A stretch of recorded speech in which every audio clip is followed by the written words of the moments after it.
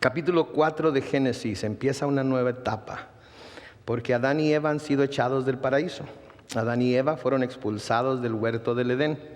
Desobedecieron a Dios y la promesa que Él les había hecho, que era de hecho una promesa negativa, de que en el momento que comieran del fruto del árbol del conocimiento del bien y el mal iban a morir, comenzó a llevarse a cabo. Sabemos que no se murieron inmediatamente físicamente, pero espiritualmente el espíritu murió. Esa manera en la que ellos tenían para tener comunión, compañerismo con Dios desapareció, y pudimos ver desde el momento en el que lo comen que se tienen que esconder de Dios porque se dieron cuenta que estaban desnudos. La comunión entonces se rompió.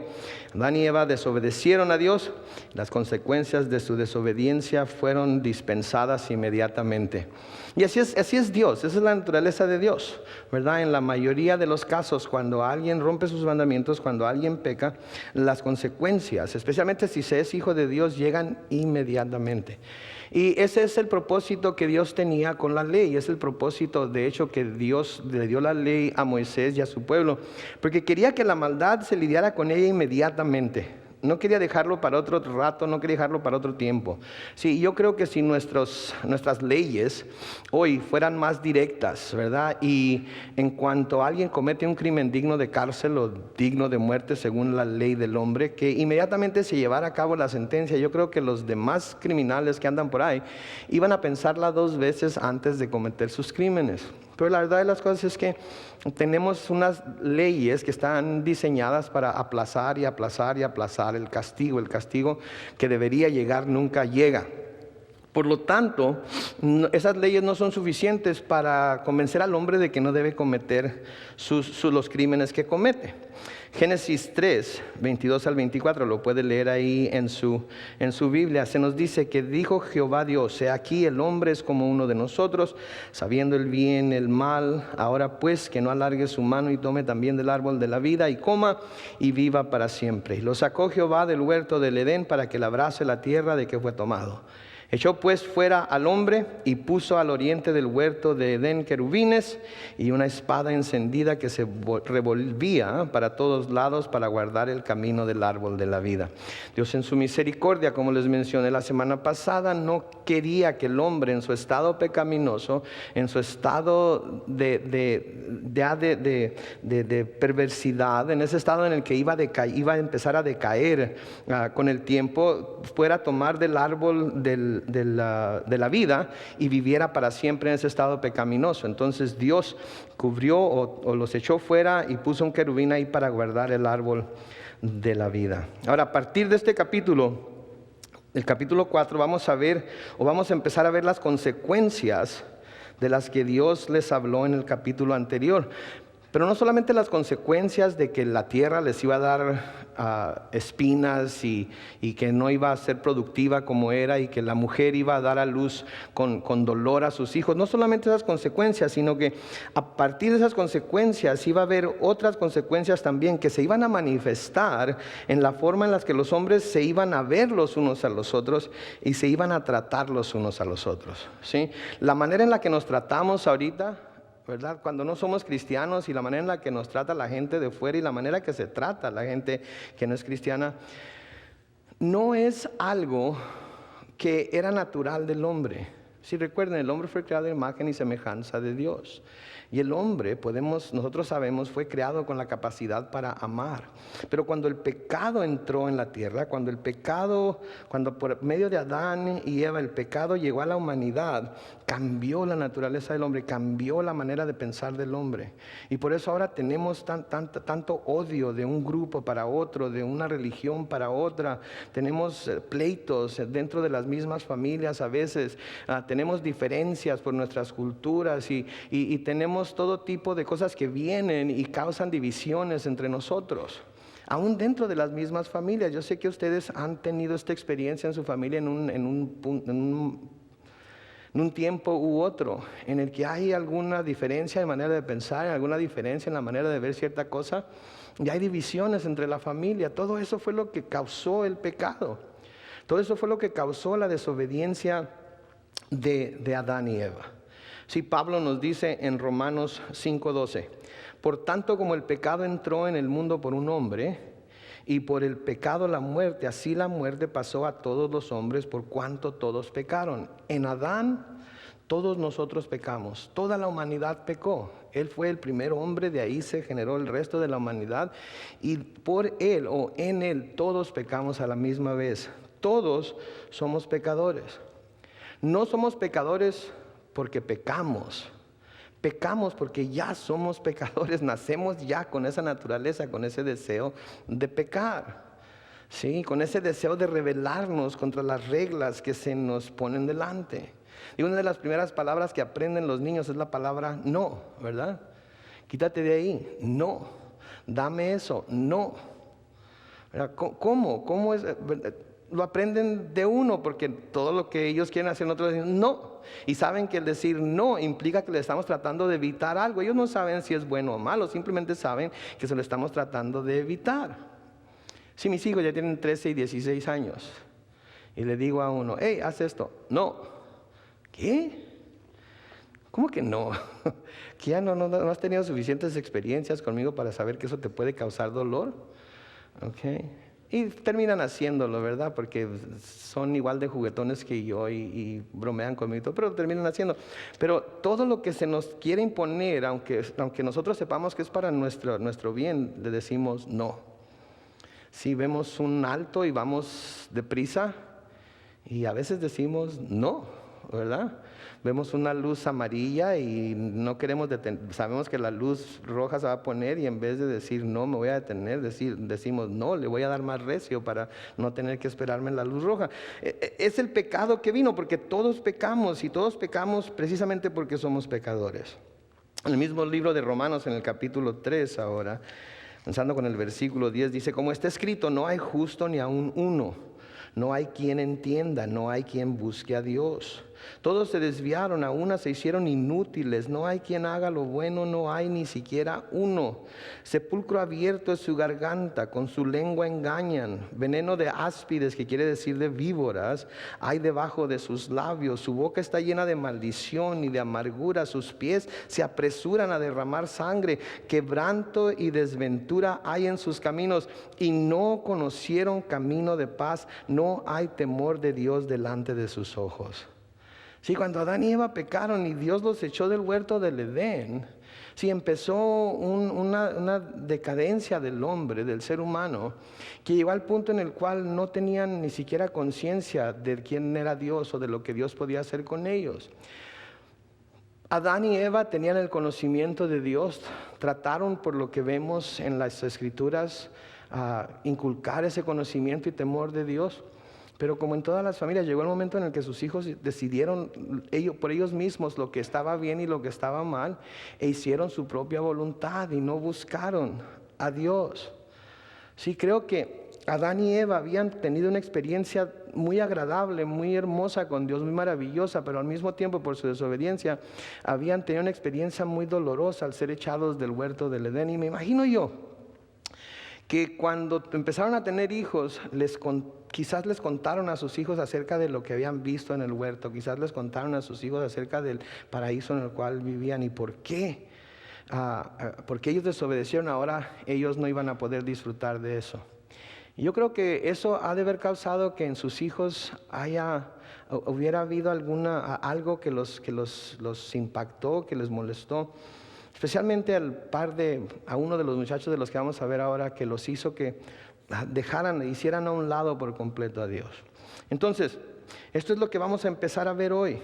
Sí, que así que el pecado entró por ese hombre entonces el pecado vino a todos nosotros, y ahora estamos en la situación en la que estamos. Y vamos a poder ver que el pecado no se tardó mucho para manifestarse en toda su fealdad, en todo su esplendor. Y comenzó con el primer hijo pecador del primer hombre pecador.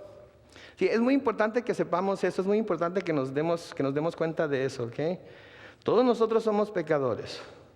Por lo tanto, nuestros hijos, ¿qué son? Pecadores también. Sí, a veces no entendemos eso, a veces no queremos comprender eso. ¿verdad? Y queremos que nuestros hijos sean todo lo contrario a lo que nosotros somos. Y a veces queremos forzarlos, ¿verdad? A veces queremos imponerles reglas, queremos marcarles la raya, y más vale que se anden derechitos, porque si no les va a caer la ley encima y las van a pagar. Pero ¿saben qué? Lo único que están haciendo es seguir la naturaleza que nosotros les dimos, la naturaleza pecaminosa que nosotros les hemos heredado. Y cuando nos comparamos con nuestros hijos, a veces decimos, no, pero es que los chamacos de ahora están, que qué bárbaro, en mis tiempos jamás hubiera sucedido eso. Bueno, en nuestros tiempos, nuestros papás también decían, en mis tiempos jamás hubiera sucedido eso. Y sus papás también les decían, en mis tiempos jamás hubiera sucedido eso. Pero es simplemente la evidencia de que el hombre va en decaída, de que el hombre va haciéndose peor con el tiempo, de que la pecaminosidad del hombre está creciendo. No necesariamente se está haciendo más pecador o más malo, sino que simplemente se está manifestando más, se está rebelando más contra Dios, y no nos debe de sorprender esto de parte de nuestros hijos. Nosotros somos pecadores, nuestros hijos son pecadores. Y así como nosotros necesitamos a Cristo, nuestros hijos necesitan a Cristo. Y lo que debemos hacer, en lugar de regañarlos tanto y en lugar de amenazarlos tanto, lo que debemos hacer es decirles, ¿sabes qué, hijo, hija? Tú necesitas a Cristo en tu vida. Tú necesitas saber que eres un pecador, que eres una pecadora, que necesitas a Jesucristo para poder salvarte de ir al infierno. Y todo lo que hagas, todo el pecado que cometas, ¿sí? Aun cuando me está doliendo a mí, aun cuando no quisiera yo verte sufrir las consecuencias de ese pecado, hay una consecuencia a la que te vas a tener que enfrentar si no te rindes a los pies de Cristo. Y esa es la consecuencia del infierno. ¿Sí? Y tenemos que decirles con claridad. Tenemos que decirles que lo que están haciendo está mal. Tenemos que decirles que es pecado contra Dios, y que nuestro castigo no es nada comparado con el castigo que Dios les va a dar si no se rinden a los pies de Cristo. Eso es lo que tenemos que hacer. Sí, porque cuando se vayan de la casa finalmente, tienen que ir con eso grabado en su mente, grabado en su corazón, de que si no se acercan a Cristo, no se entregan a Cristo, van a sufrir las consecuencias de su pecado, y las consecuencias es el infierno. Entonces, capítulo 4, versículo 1, dice aquí, conoció Adán a su mujer, Eva, la cual concibió y dio a luz a Caín. Y dijo, por voluntad de Jehová he adquirido varón. Conoció, quiere decir que tuvieron relaciones sexuales. Él tuvo relaciones con ella. Esta es la primera vez que se menciona la relación sexual en la Biblia. De hecho, lo podemos ver otras 2 veces en este mismo capítulo, en el versículo 17 y en el versículo 25. ¿Sí? Y podemos estar seguros que se trata de la relación sexual, porque el hecho de que cada vez que se menciona el que conocieron a su mujer, el resultado que es la concepción de una criatura. ¿Sí? Entonces podemos ver con claridad que al decir conoció a su mujer, está hablando de tener relaciones sexuales.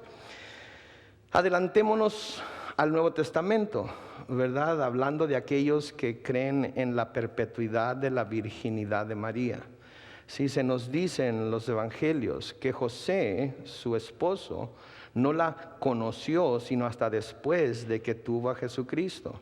Entonces, cuando habla en el Nuevo Testamento de que la conoció, debemos de ir al Antiguo Testamento para ver qué es lo que significa en el Antiguo Testamento y aplicar esa misma definición e interpretación a lo que vemos en el Nuevo.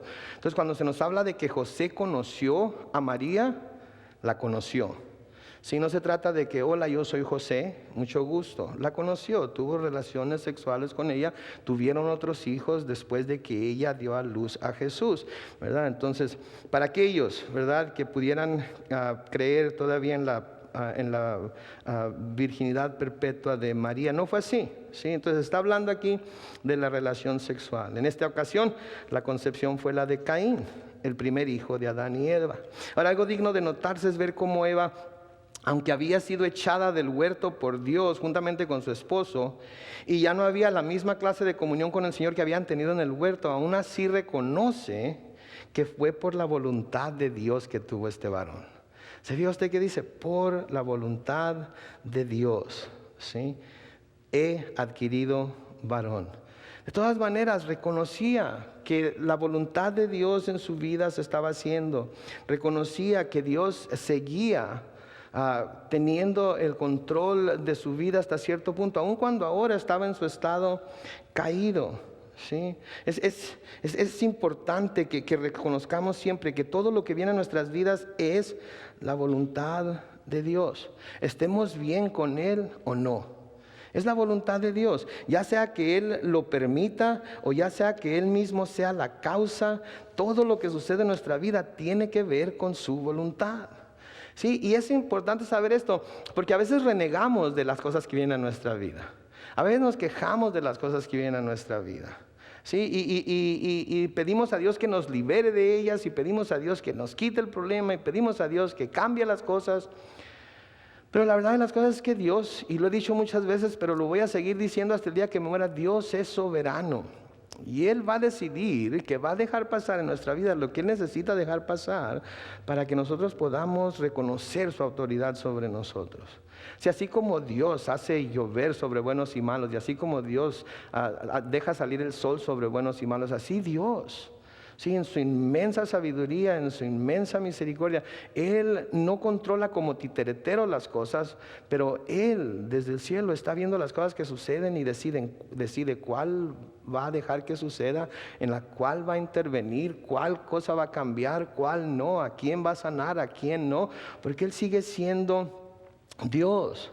Otra cosa que se me hace interesante aquí es lo que algunos comentaristas han escrito, que la exclamación de Eva en este pasaje quiere decir cuando dice por voluntad de Jehová he adquirido varón. La describen por la forma en la que está escrita en el lenguaje hebreo como una declaración de gozo.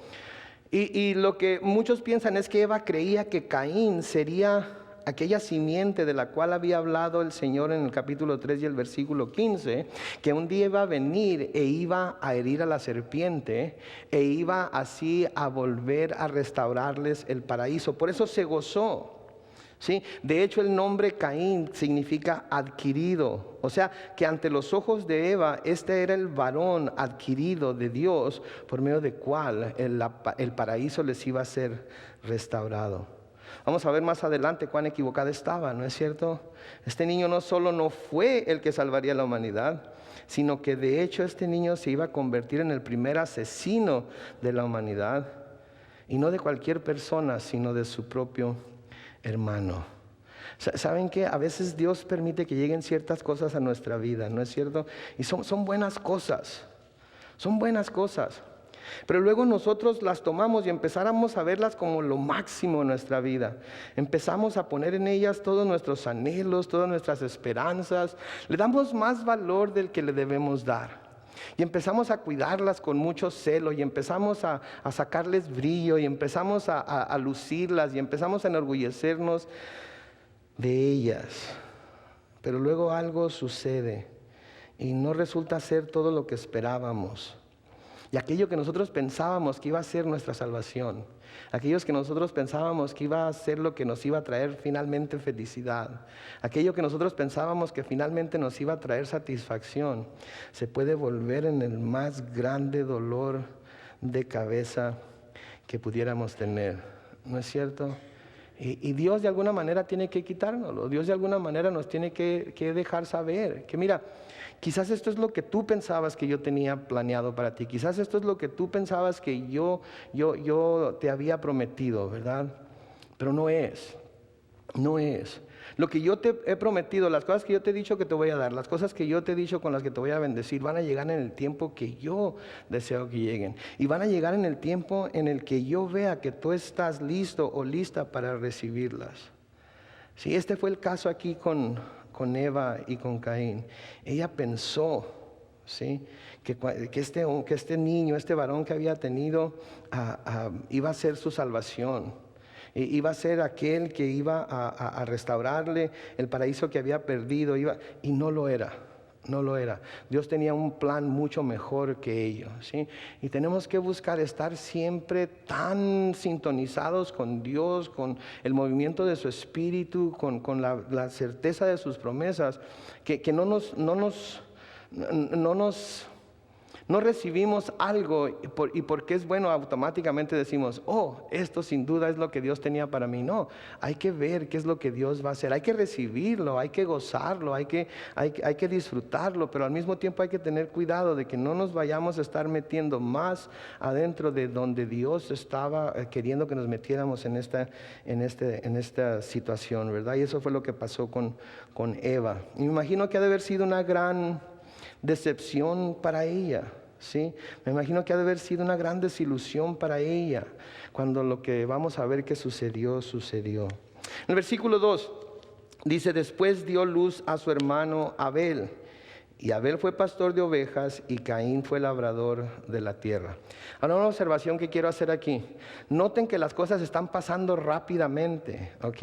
Nacieron Caín y Abel, y luego inmediatamente se nos habla de que uno fue pastor de ovejas y otro fue labrador de la tierra. Entonces, recordemos esto, porque entre su nacimiento y cuando ellos vinieron a hacer las cosas que están haciendo aquí, pasó tiempo, ¿ok? Habían crecido, no andaban ahí como bebés gateando, arreando chivas y arreando vacas, Abel, ¿verdad? O en la andadera sembrando maíz o lo que fuera Caín, ¿verdad? Habían crecido ya. Tenemos la tendencia de pasar por encima de pasar por encima de estas cosas, de no verlas y de luego hacer preguntas tales como la que vamos a hacer cuando lleguemos al capítulo 5 ¿y con quién se casó Abel? ¿O con quién se casó? ¿De dónde sacó la esposa? Y etcétera, etcétera. Porque dejamos de pensar que están aquí pasando largos periodos de tiempo, ¿sí? En los cuales el tiempo sigue moviéndose. Sí, las cosas siguen pasando. Sí, Adán vivió 830 años. Se nos dice que en esos 830 años tuvo hijos e hijas. Entonces, aun cuando son 3 nada más los hijos que se nos mencionan claramente, la única razón por la que esos hijos se mencionan es porque tienen algo que ver con la historia que se nos está diciendo y porque tienen algún papel importante dentro del plan de redención que Dios desencadenó una vez que echó al hombre y a la mujer del huerto del Edén. Pero entonces, no andan de bebés haciendo esto. Uno era pastor de ovejas, el otro era labrador de la tierra. El nombre de Abel significa vanidad. ¿Qué quiere decir vanidad? Abel significa algo vacío. Algo que no tiene nada, algo que no tiene ningún significado, algo que no tiene ningún valor. Y la pregunta inmediata es ¿por qué? ¿Por qué le pondría Eva a Abel a su segundo hijo? Adquirido por Dios el primero, lo ha adquirido por Dios, él es vanidad al segundo, ¿verdad? Y se hacen especulaciones y todo lo demás, pero debemos recordar que en esta cultura el nombre que se le ponía a la persona era significativo de algún evento que estaba pasando en la vida de los padres o de alguna característica que se había visto en el niño desde su nacimiento. Y yo me imagino que quizás Eva había pensado algo como: si ya tengo al que va a traer la salvación, si ya tengo al que me va a restaurar al paraíso, si ya tengo aquel que va a acabar con la serpiente, ¿para qué necesitamos otro? ¿Verdad?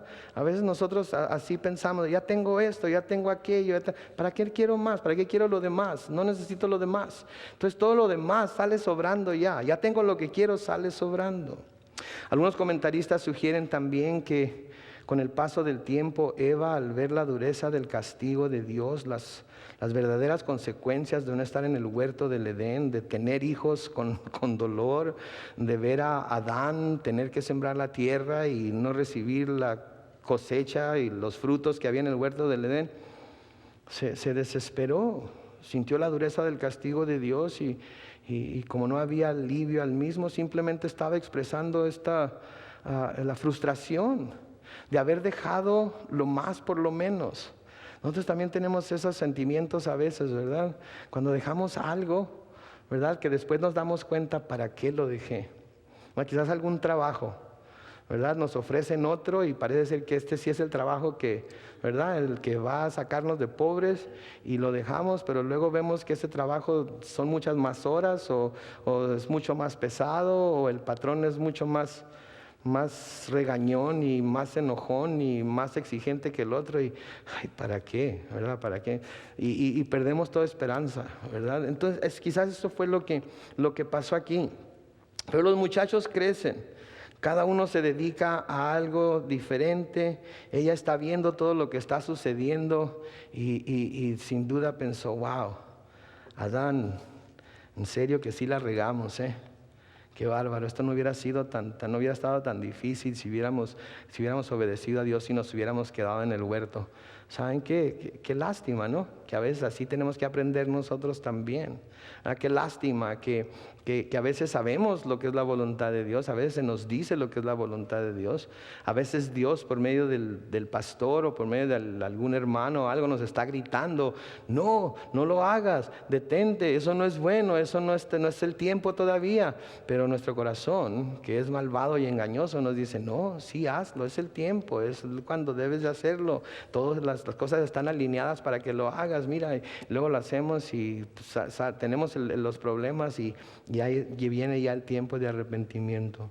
En el versículo 3 dice, y aconteció andando el tiempo, y noten aquí que dice andando el tiempo, que Caín trajo del fruto de la tierra una ofrenda a Jehová. Una vez más, el tiempo sigue corriendo. Okay. El tiempo sigue corriendo. Lo que estamos viendo no se lleva a cabo de un día para otro. Aun cuando lo leemos inmediatamente, no se está llevando a cabo de un día para otro. El tiempo corriendo, las cosas están pasando. Y se nos dice en este versículo que Caín trajo del fruto de la tierra una ofrenda a Jehová. Ahora, no se nos dice cuándo o si Dios les mandó que debían traer ofrendas delante de Él. Pero podemos deducir que fue un mandamiento de Dios porque vemos que en la ley Dios demanda de parte de su pueblo Israel que haya ofrendas. ¿Sí? Quizás fueron sus padres, ¿sí? Que les hablaron del sacrificio que Dios había tenido que hacer de aquellos 2 animales de los cuales tomó sus pieles para hacerles túnicas a ellos. Quizás Dios les habló y les dijo que Él requería sacrificios u ofrendas, ¿verdad? Iba a ser el lugar o el momento en el cual ellos iban a poder tener comunión con Él. Porque ya, acuérdense, ya no estaban dentro del huerto del Edén, ahora andaban fuera y Dios quería seguir teniendo comunión con ellos, entonces a lo mejor fue a través de los sacrificios. Podemos acordarnos en Génesis 12 que a Abraham se le pide que sacrifique a su hijo y toma, ¿verdad? Su hijo toma leña, ¿verdad? Y toma fuego y lo lleva a sacrificar a donde Dios le iba a decir que lo iba a sacrificar y su hijo le dice, padre, aquí tenemos la leña, aquí tenemos el fuego, pero ¿dónde está el cordero? Entonces él sabía que había sacrificios. Quizás Abraham ya había sacrificado algún cordero delante. Entonces es algo que es consistente con la naturaleza de Dios. Si mucha gente se clava en que, bueno, ¿y por qué le estaban presentando ofrendas? ¿Y por qué le estaban presentando sacrificios? ¿Y quién les dijo? Y a lo mejor ellos lo inventaron. Lo único que tenemos que ver es todo el consejo de Dios y podemos ver que esto es consistente con la naturaleza de Dios de pedir sacrificios.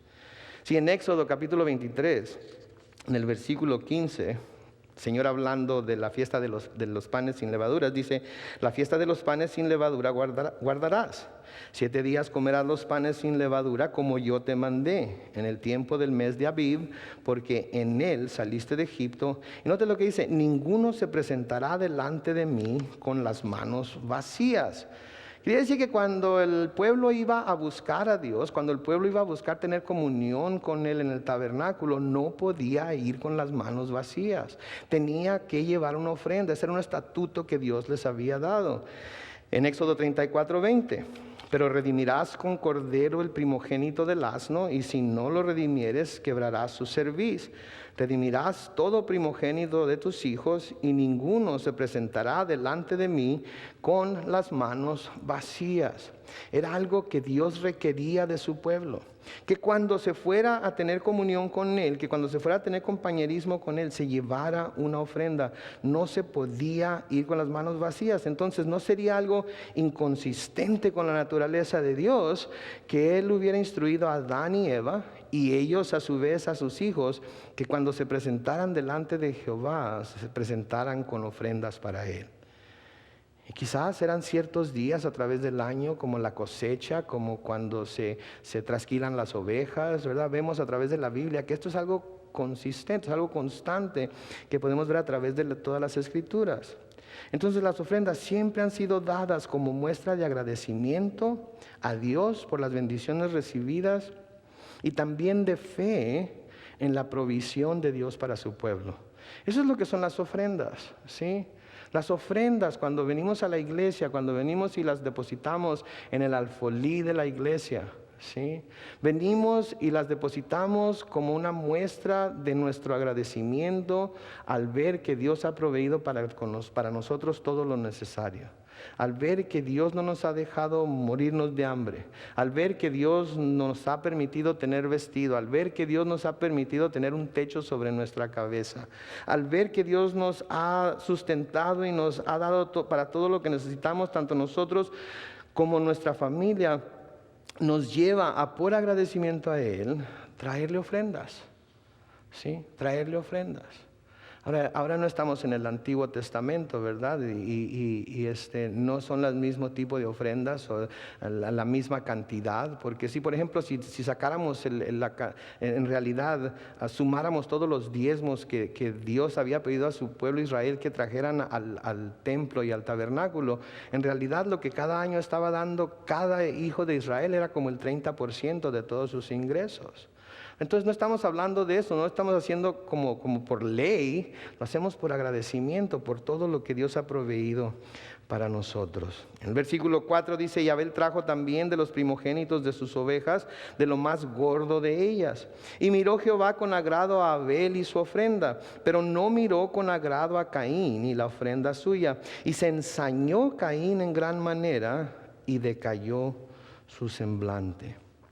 Entonces, yo creo que la pregunta aquí no es tanto quién les dijo que ofrendaran o por qué estaban ofrendando, sino por qué es que Dios aceptó la ofrenda de Abel, pero no la ofrenda de Caín.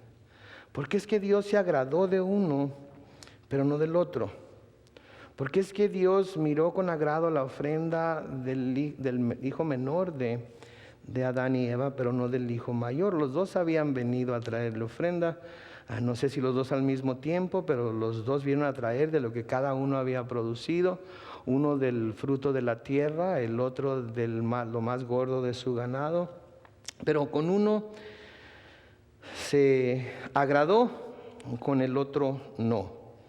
Ahora no nos dice que se enojó al punto de agarrarlo a coscorrones, no nos dice aquí que se enojó y que lo maldijo por ello, no nos dice aquí que se enojó Dios y le dijo, salte de aquí con todas esas verduras churidas que me trajiste. No nos dice eso, simplemente nos dice que no se agradó de ello, que no miró con agrado a Caín y su ofrenda. Sí, y se ensañó, nos dice aquí Caín en gran manera y decayó su semblante. Hay quienes dicen que la ofrenda de Abel fue aceptada porque era de lo gordo de las ovejas, ¿sí? Él no tenía nada que ver con la creación de ellas, todo era hecho por Dios, por medio de la reproducción, ¿verdad?, natural de cada especie. Él no habría tenido que cultivar la tierra, no había tenido que hacer algo especial para que las ovejas se dieran. Era simplemente algo que él había tenido como una bendición y lo llevó libremente para Jehová. Hay quienes dicen que la ofrenda de Caín tenía que ver con sus esfuerzos, ¿verdad? Él era el que tenía que labrar la tierra, el que tenía que sembrar la semilla, él era el que tenía que regar las plantas, él era el que tenía que cosecharla. Entonces, uno se dice que era esa ofrenda que no es la obra del hombre, el otro son puras obras del hombre. Entonces, por eso Dios aceptó una, pero no la otra, ¿sí? Bueno, pudiera ser. Pero de nuevo, cuando vemos cosas como estas, tenemos que ver qué es lo que nos dice la Biblia acerca de estas cosas. Sí, yo creo que Dios aceptó la ofrenda de Abel, o se agradó con la ofrenda de Abel, porque Dios había pedido a los dos y a sus padres que la ofrenda que se trajera fuera precisamente un sacrificio por medio del cual se derramaba sangre, porque eso era lo que agradaba a Dios. Eso era lo que presentaba como simbolismo lo que un día en el futuro él iba a hacer con su hijo. Y Caín, ¿verdad? Quizás se enojó con su hermano y esa vez no quiso ir a pedirle de favor que le vendiera uno de los corderos, o simplemente no quiso ir a hablar con él para que le prestara uno, y decidió: yo voy a ir con lo que yo pueda dar. Y si le gusta a Dios, qué bueno, y si no le gusta a Dios, pues ni modo, que se aguante. Podemos ver cómo empieza la rebelión del hombre. En la palabra de Dios se nos dice que la grosura de los animales sacrificados, la grosura de los carneros, de los borregos, de los becerros, era algo especial para Dios. ¿Sí? Levítico capítulo 3, los versículos 16 y 17 dice: y el sacerdote hará arder esto sobre el altar. Vianda es de ofrenda que se quema en olor grato a Jehová. Toda la grosura es de Jehová. Estatuto perpetuo será por vuestras edades, donde quiera que habitéis, que ninguna grosura ni ninguna sangre comeréis. Entonces la grosura de los animales le agradaba a Jehová, ¿verdad? Sea como nosotros nos agrada el gordito de la carne asada cuando hacemos carne asada, ¿no es cierto? A mí me encanta agarrar el gordito de la carne y hacer un taquito con ese gordito primero, ¿verdad? Así sí me muere un ataque al corazón, me muero bien contento, ¿verdad? Pero me encanta. Yo creo que Dios era el olor. Se han pasado por donde están asando carne y les da el olor así como: los conoceré, llegaré a ver qué pasa, ¿verdad? En Levítico 17 y el versículo 6 dice: y el sacerdote esparcirá la sangre sobre el altar de Jehová a la puerta del tabernáculo de reunión, y quemará la grosura en olor grato a Jehová. Entonces podemos ver de nuevo a través de las escrituras que al Señor le gustaba el olor a la grosura quemada, le gustaba ver el sacrificio, eso era lo que él pedía. Ahora, la ofrenda de Caín se nos dice que era del fruto de la tierra, ¿sí? Pero ¿sabe qué? La ofrenda del fruto de la tierra también era aceptada por parte de Dios. En Levítico capítulo 2 se nos dice que las ofrendas del fruto de la tierra son aceptables delante de Dios. Y en Levíticos 27:30 dice: y el diezmo de la tierra, así de la simiente de la tierra como del fruto de los árboles, de Jehová es cosa dedicada a Jehová. Entonces podemos ver que tanto una ofrenda como la otra a través de las escrituras son aceptadas por Dios. Entonces, ¿cuál fue el problema? ¿Por qué es que una sí fue aceptada? ¿Por qué es que la otra no fue aceptada? ¿Por qué es que con uno sí se agradó y con otro no se agradó? Yo quiero sugerirle algo. Quiero sugerirles que no fue lo que se trajo como ofrenda, sino la actitud con la que la ofrenda se trajo. La actitud con la que la ofrenda se trajo. ¿Saben que a veces podemos traer poca ofrenda? ¿Sí? Pero la actitud de nuestro corazón, el darla con agradecimiento, el darla con gozo, el darla pensando en el que hoy esto es todo lo que puedo dar, pero según me vaya bendiciendo Dios, voy a traer lo que Él me pide, ¿sí? La actitud tiene mucho que ver, la actitud con la que se hacen las cosas, la motivación. Ok, voy a dar mi ofrenda porque la palabra de Dios dice que con la medida que mida seré medido. Y que si doy buena cantidad, ¿verdad? Que si doy una buena ofrenda, el Señor me va a devolver a mí una buena cantidad apretada, rebosando en mi regazo. Entonces, voy a dar para que se me dé. Pero no se trata de eso. El principio no es de dar para que se nos dé. Se trata de que ya se nos dio, entonces nosotros damos. Y al nosotros dar, Él nos da más. ¿Sí? De eso es de lo que se trata. ¿Sí? La actitud entonces con la que venimos a Dios y con la que traemos nuestras ofrendas, así como con Caín y Abel, es lo que yo creo que sucedió.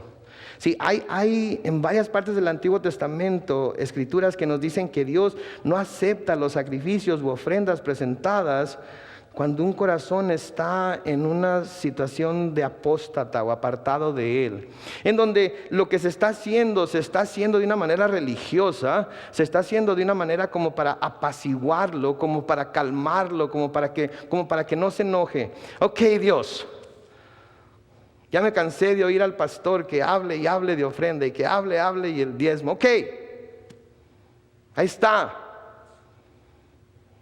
A ver si así se callan. Pero por favor, diles, ¿ok? Que yo sí di. ¿Sabe? No sabe usted qué gusto me da que yo no sé quién da, cuánto da, cuándo da, o si no dan. Yo no sé. Y yo creo que eso es lo mejor que puede pasar con un pastor. Porque entonces todo mundo para nosotros es igual delante de Dios. Y lo que usted decida dar o no dar a Dios y la actitud que usted tenga al dar o no dar a Dios es entre usted y Dios. Y ¿sabe qué? Un día a Él le va a tener que rendir cuentas, a mí no. Sí, pero yo lo único que tengo que hacer es decir lo que la palabra de Dios dice. Y la palabra de Dios nos dice que hay veces en las que Dios no acepta las ofrendas o sacrificios cuando son presentadas con un corazón que en realidad está apartado de Él. Cuando no es un corazón entero, puro, cuando no se hace con la motivación de bendecirlo a Él por las bendiciones que Él nos ha dado. En Isaías, en el capítulo 1, comenzando con el versículo 11, leemos lo siguiente. ¿Para qué me sirve, dice Jehová, la multitud de vuestros sacrificios? Hastiado estoy de holocaustos de carneros y de cebo de animales gordos. No quiero sangre de bueyes, ni de ovejas, ni de machos cabríos. ¿Quién demanda esto de vuestras manos? Cuando venís a presentaros delante de mí para hollar mis atrios. No me traigáis más vana ofrenda, el incienso me es abominación, luna nueva y día de reposo, el convocar asambleas, no lo puedo sufrir, son iniquidad vuestras fiestas solemnes. Vuestras lunas nuevas y vuestras fiestas solemnes las tiene aborrecidas mi alma. Me son gravosos, cansado estoy de soportarlas. Este era un tiempo en el cual el pueblo de Israel estaba completamente apartado de Dios, completamente en rebelión con Dios, en un estado apóstata, en donde habían abandonado a Dios, en donde habían abandonado sus preceptos, habían abandonado su ley, habían hecho a un lado todas sus bondades y se habían entregado a la idolatría. Estaban confiando en los dioses que había en los pueblos a su alrededor y le traían a Dios lo que ellos querían, como ellos querían, cuando ellos querían. No respetaban nada de lo que la ley decía, simplemente venían a cumplir con su deber religioso. Y cuando esto se hace para con Dios dice, ¿saben qué? No, eso no me agrada. Eso no es lo que yo deseo de ustedes.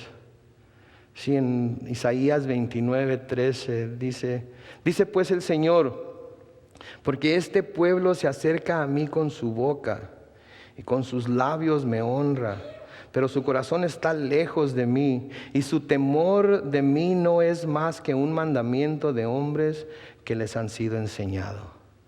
¿Se fijan lo que está diciendo Dios? Se acercan a mí con su boca, se acercan a mí con sus labios, vienen y oran y hablan de mi grandeza y me cantan y hacen todo lo que hacen, pero su corazón en realidad está lejos de mí. Su corazón en realidad no está ahí. Su corazón en realidad no está entregado completamente. Sí, su temor de mí no es más que algo que oyen del temor de Dios, oyen que se les predica, lo leen en la palabra de Dios, lo están constantemente escuchando acerca de Él, pero no hay en realidad ningún temor, no hay en realidad ningún respeto, no hay en realidad ninguna veneración, no hay en realidad ninguna sujeción, no hay en realidad un corazón de querer someterse a las cosas que yo les digo. Cada uno se va por su lado, cada uno busca lo suyo. ¿Se acuerdan lo que Pablo nos dice en Romanos? Todos a unas se han descarriado. No hay quien busque a Dios, no hay quien busque lo bueno. Todo esto para ellos no es algo que en realidad esté en ellos, es simplemente algo que los hombres dicen, simplemente algo que se les ha tratado de enseñar, pero que no han aprendido por completo. El Señor Jesucristo cita esto en Mateo 15, versículo 8 y en Marcos 7, versículo 7. Dice, bien dijo Isaías, este pueblo en vano me alaba, porque me alaban de labios nada más, pero su corazón está lejos de mí. Yo creo que quizás el tiempo para presentar sus ofrendas llegó y Caín iba religiosamente a presentar las suyas delante de Dios. Quizás iba con una actitud de las cosas no están tan fáciles ahorita, la tierra no está produciendo como antes, tengo que trabajar de sol a sol para alimentar a mi familia, pero Dios quiere que le lleve sus ofrendas en el tiempo que Él quiere, y si no lo llevo, y si no le llevo esto, entonces quién sabe cómo me vaya a ir durante la próxima cosecha. ¿Ok? Así como nuestros hijos, no, ok, lo voy a hacer, porque si no lo haces no me vas a dar permiso, así es que lo voy a hacer, para que te estés en paz, para que te calles. Ok, te voy a hacer caso, porque si no, no me vas a prestar el carro, porque si no, no me vas a dejar ir al mall con mis amigos. Ahí está, ya terminé. No, pero es que, pues, no te doy gusto. Tú has de ser muy perfecto, ¿verdad? La actitud, la manera de hacer las cosas, ¿sí? Quizás eso fue lo que Caín estaba pensando. Sí, apenas me alcanza para mí, para mi familia. Tengo que traer la ofrenda a Dios. Del otro lado de la moneda, Abel viene con sus corderitos gorditos, ¿verdad? Bien comidos, quizás gozoso cantando, porque sabe que va a tener comunión con Dios y le va a presentar algo de aquello con lo que él ha sido bendecido. Y yo creo que él pudo haber dicho lo mismo, ¿no creen ustedes? Las cosas no están tan bien, ¿verdad? Las corderas y las chivas y las becerras o las vacas no tuvieron tanta cría como el año pasado. No hubo mucho pasto y tengo más flacas que gordas, ¿verdad? Pero Dios quiere lo más gordito, ¿verdad? Y pues ¿sabes qué? Pues es lo que Dios quiere y eso es lo que le voy a llevar, ¿verdad? Quizás también hubiera podido pensar, mira esta nomás, qué tan gorda está, la hubiera podido vender por no sé qué tanto dinero. Pero no fue así, él llevó lo que Dios le había prescrito que llevara. Y sabe por qué sé que eso fue lo que hizo Abel. Porque en Hebreos capítulo 11 y el versículo 4 se nos dice lo siguiente: por la fe Abel ofreció a Dios más excelente sacrificio que Caín, por lo cual alcanzó testimonio de que era justo, dando Dios testimonio de sus ofrendas, y muerto aún habla por ella. ¿Sí es lo que está diciendo aquí el escritor a los Hebreos? Por la fe, ¿sí? Abel fue con fe. Abel fue y sacrificó lo mejor. Abel fue y dio lo mejor que tenía. Abel fue y dio lo más gordo. Aun cuando lo hubiera podido vender por más, aun cuando le hubiera podido sacar más provecho, aun cuando hubiera podido él tener más para ese tiempo, de todas maneras tuvo fe en la provisión de Dios, de todas maneras tuvo fe en que Dios le había pedido este sacrificio, le había pedido esta ofrenda, e iba a poner su fe en Él, en Dios y su provisión, y no en su propia sabiduría. No iba a hacer lo que Él quería, porque ¿saben qué? La verdad de las cosas es que lo único que nos previene de darle a Dios las ofrendas que Él merece es la falta de fe. Es la falta de fe. No, si ofrendo luego, ¿cómo le voy a hacer? No me va a alcanzar. Si doy, luego, ¿cómo le voy a hacer? Me va a faltar para lo mío, para lo nuestro, para lo que necesito. Y la promesa de Dios es que si ponemos al reino de Dios y su justicia sobre todas las cosas, todo lo que necesitamos nos será añadido. Y yo creo que eso es lo que estaba sucediendo con Abel, con Caín y Abel. Sí, a Abel le iba a costar, sí iba a dejar de ganar, pero a pesar de ello él iba a obedecer a Dios sobre todas las cosas, se iba a poner su fe en Él y en su provisión. O sea que me recuerda aquella viuda de la cual se menciona en los evangelios. ¿Se acuerda? Marcos capítulo 12, los versículos 41 al 44. El Señor Jesús está ahí, se nos dice que estaba Jesús sentado delante del arca de la ofrenda. Y miraba cómo el pueblo echaba dinero en el arca. Y muchos ricos echaban mucho. Y vino una viuda pobre y echó 2 blancas, o sea, un cuadrante, que es como un centavo de nuestros días. Versículo 43 dice: entonces llamando a sus discípulos les dijo: de cierto os digo que esta viuda pobre echó más que todos los que han echado en el arca, porque todos han echado de lo que les sobra, pero esta de su pobreza echó todo lo que tenía, todo su sustento.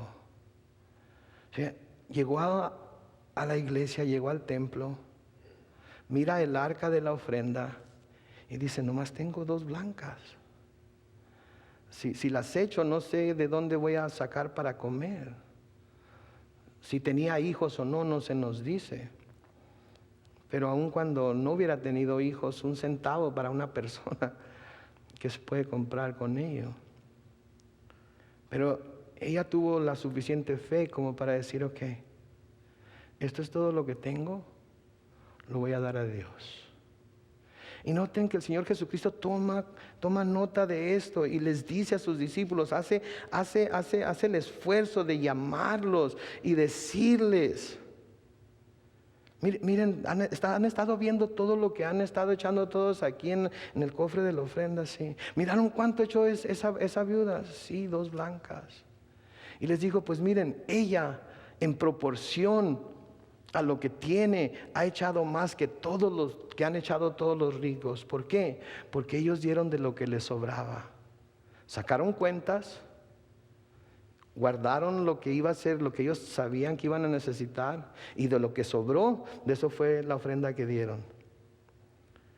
Y la viuda, sin saber de dónde iba a sacar para comer después, miró todo lo que tenía y dijo: Dios vale la pena, voy a poner mi fe en Él. Y lo hizo.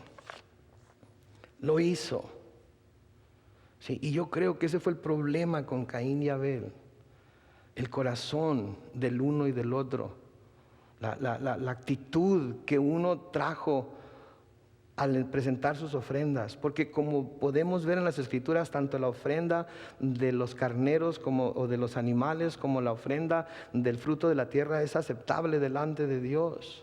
No era entonces lo que uno dio y lo que el otro dio, era cómo el uno dio y cómo el otro dio. Y luego noten que dice: y se ensañó Caín en gran manera y decayó su semblante. Se ensañó, se airó, se llenó de ira, se enojó. De hecho, la palabra que se traduce ensañar quiere decir se calentó, como cuando se calienta un fierro para marcar a un animal, o cuando algo se pone, ¿verdad? Cuando se le ponen a uno las orejas calientes de lo enojado y se le ponen coloradas y empieza a salir humo, ¿sí? Como cuando nuestros hijos nos dicen que no, ¿verdad? Así, eso es lo que quiere decir. Se ensañó Caín en gran manera y decayó su semblante. Escuchen lo que quiere decir la palabra ensañar. Quiere decir irritar, enfurecer. Y noten el segundo significado: es deleitarse en causar el mayor daño y dolor posible a quien ya no está en condiciones de defenderse. Note eso, ¿sí? Deleitarse en causar el mayor daño y dolor posible a quien ya no está en condiciones de defenderse.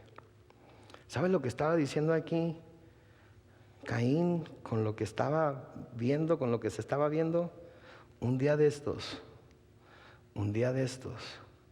lo voy a agarrar descuidado y entonces me las va a pagar.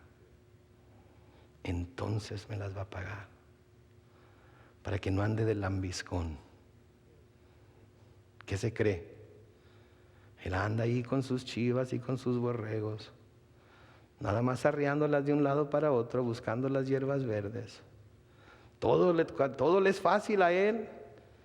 No tiene que hacerles nada más que cuidar que coman. Y solitas van engordando. Y yo tengo que labrar la tierra.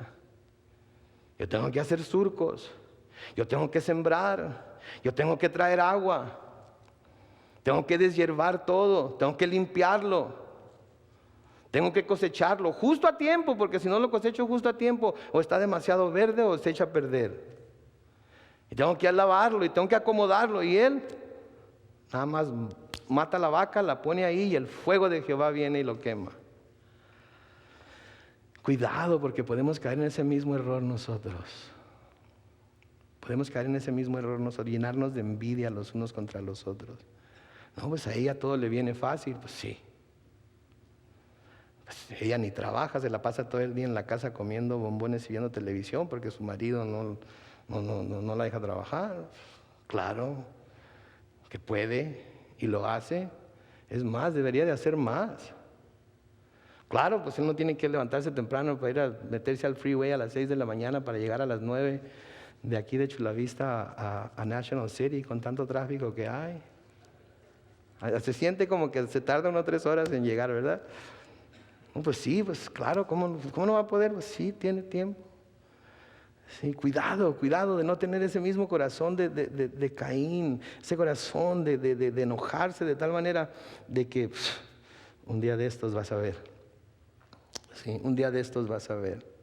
No se me hace curioso, pero se me hace muy interesante que estemos hablando de esto ahorita y que hace un par de semanas hablamos de lo mismo en nuestro estudio de Efesios en los domingos en la mañana. De airarnos pero no pecar. Sí, y ¿saben qué? Yo no creo que esto sea una coincidencia, ¿ok? Yo creo que hay alguien entre nosotros que quizás está teniendo esos mismos sentimientos que Caín tuvo. Que quizás está viendo a alguien con ese mismo tipo de coraje, con ese mismo tipo de celo, con ese mismo sentimiento de que un día de estos, espérate tantito. Un día de estos la vas a regar y entonces vas a ver cómo te va a ir. No voy a decir lo que estoy pensando, pero Efesios capítulo 4 versículos 26 y 27 dice: airaos, pero no pequéis, no se ponga el sol sobre vuestro enojo, ni deis lugar al diablo. Airaos, pero no pequéis, no se ponga el sol sobre vuestro enojo, ni deis lugar al diablo. Salmo 37 versículo 8 dice: deja la ira y desecha el enojo, no te excites en manera alguna a hacer lo malo. En otras palabras, cálmate, no te aceleres tanto. Santiago 1, 19 y 20 dice: por esto, mis amados hermanos, todo hombre sea pronto para oír, tardo para hablar, tardo para airarse, porque la ira del hombre no obra la justicia de Dios. En Hebreos 12, 14 y 15 dice: seguid la paz con todos y la santidad, sin la cual nadie verá al Señor. Mirad bien, no sea que alguno deje de alcanzar la gracia de Dios, que brotando alguna raíz de amargura os estorbe y por ella muchos sean contaminados. Tengan cuidado, hermanos y hermanas, amigos, tengan cuidado.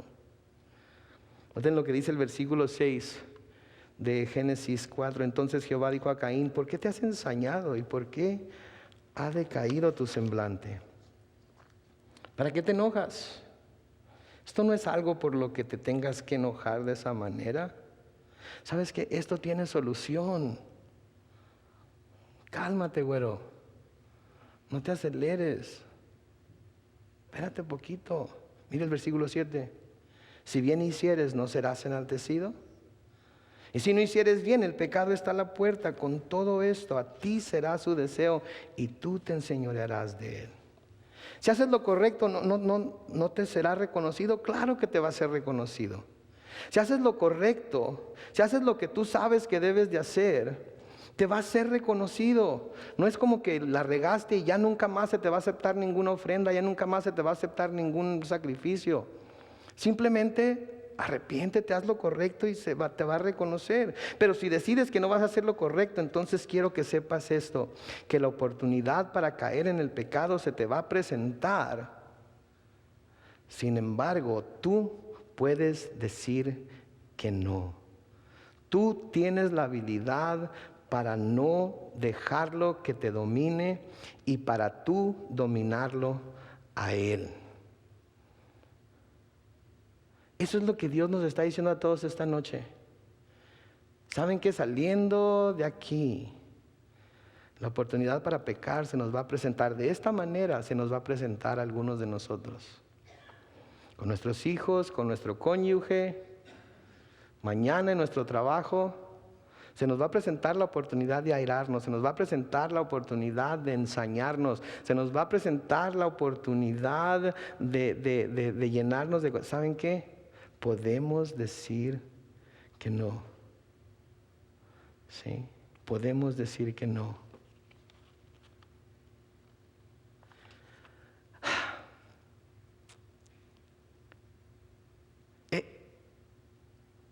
Es importante que nos demos cuenta de esto, porque a veces no tenemos esto claro en nuestra mente.